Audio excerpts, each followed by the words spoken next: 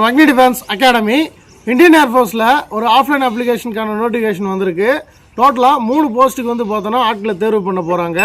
1 lower division clerk, 2 Hindi typist, 3வதாக பார்த்தா அப்படின்னா டிரைவர் ஆர்டினரி கிரேடு. இந்த 3 போஸ்ட்டுக்கு என்னென்ன எலிஜிபிலிட்டி, எஜுகேஷன், குவாலிஃபிகேஷன் எல்லா டீட்டெயிலையும் நான் கிளியராக சொல்லிடுறேன். வீடியோவை கிளியராக வாட்ச் பண்ணுங்கள். அது மட்டும் இல்லாமல் இதோட டீட்டெயில்டு வீடியோ யூடியூப்லேயும் வரும். ஸோ யூடியூப்லேயும் ஃபாலோ பண்ணிக்கோங்க. ஃபஸ்ட்டு பார்த்தா அப்படின்னா நீங்கள் இதற்கு அப்ளை பண்ணணும் அப்படின்னா ஆஃப்லைனில் தான் அப்ளை பண்ணணும். ஆஃப்லைனுக்கான அப்ளிகேஷன் ஃபார்மேட் நோட்டிஃபிகேஷனில் கொடுத்துருப்பாங்க. அந்த ஃபார்மெட்டை ஃபில் பண்ணி நீங்கள் அவங்க கொடுத்துருக்கக்கூடிய 2 அட்ரஸ்க்கு சென்ட் பண்ணணும். அதுவும் 31 மே 2026க்குள்ளே இந்த டேட்டுக்குள்ளே உங்களோட ஆஃப்லைன் அப்ளிகேஷன் அங்கே போய் ரிசீவ் ஆகியிருக்கணும்.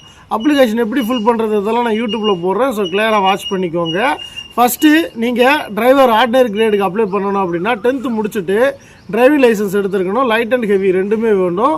மோட்டார் மெக்கானிசத்தில் உங்களுக்கு 2 இயர்ஸ் எக்ஸ்பீரியன்ஸ் வேணும், அதை கேட்டிருக்காங்க. அடுத்தா ஹிந்தி டைப்பிஸ்ட். ஹிந்தி டைப்பிஸ்ட்டை பொறுத்த வரைக்கும் நீங்கள் ஹிந்தியில் டைப் பண்ண தெரிஞ்சிருக்கணும், 30 வாட் பர் மினிட்டு. ஸோ அடுத்ததாக பார்த்தா அப்படின்னா LDC lower division clerk 12th முடித்தவங்க அதற்கு தாராளமாக அப்ளை பண்ணலாம். ஸோ 12th முடித்தவங்க 30 வாட் பர் மினிட் வந்து பார்த்தோன்னா இங்கிலீஷில் டைப் பண்ண தெரிஞ்சிருக்கணும். அப்படி டைப் பண்ண தெரிஞ்சிருக்கு அப்படின்னா அந்த எல்டிசி வந்து அப்ளை பண்ணலாம். ஸோ இந்த 3 போஸ்ட்டுமே நல்ல கேட்டகிரி தான். யாருக்கெல்லாம் வில்லிங் இருக்கோ அவங்கெல்லாம் அப்ளை பண்ணுங்கள். இதுக்கான ஏஜ் லிமிட்டை பொறுத்த வரைக்கும் மினிமம் 18 வயசு கம்ப்ளீட் ஆகிருக்கணும். மேக்ஸிமம் 25 வயசு கொடுத்துருக்காங்க. நீங்கள் ஓபிசி கேட்டகிரியில் வர்றீங்க அப்படின்னா +3 இயர்ஸ் 28 வயசு வரைக்கும் அப்ளை பண்ணலாம். SC/ST கேட்டகிரியில் வர்றீங்க அப்படின்னா 30 வயசு வரைக்கும் அப்ளை பண்ணலாம். ஸோ நீங்கள் எந்த கேட்டகிரியில் வர்றீங்களோ அதுக்கான ஏஜ் ரிலாக்ஸேஷன் இருக்குது.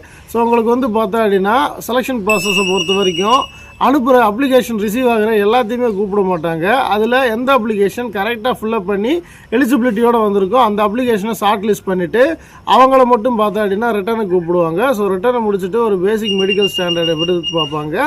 ஸோ இதெல்லாம் ஓகே அப்படின்றப்போ ஃபைனல் மெரிட், அவ்வளோதான்.